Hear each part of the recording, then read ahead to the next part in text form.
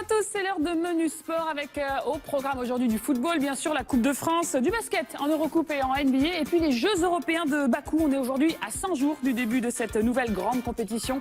D'ailleurs, l'ambassadeur de cet événement, David Douillet, sera notre invité tout à l'heure, sans oublier notre chronique Jeux d'enfants. Tout ceci juste après votre journal. Donc voici les titres.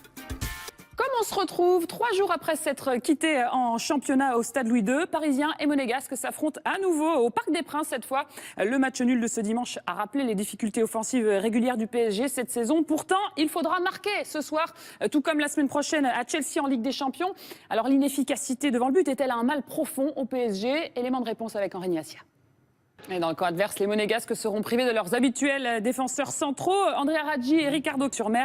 Les Stéphanois atteignent les demi-finales pour la première fois depuis 1993, mais ont dû aller jusqu'au tir au but pour s'imposer. Le résumé de cette soirée haletante avec Guillaume Palacios. Ça, c'est un joli cri de joie. Et puis sachez qu'on joue également ce soir en Ligue 1, un match en retard entre Évian et Lorient. 2 équipes mal classées qui vont tenter de s'éloigner de la zone rouge. Et puis, autre rencontre, l'équipe de France de foot féminin est de sortie ce soir à 19h au Portugal dans le cadre de...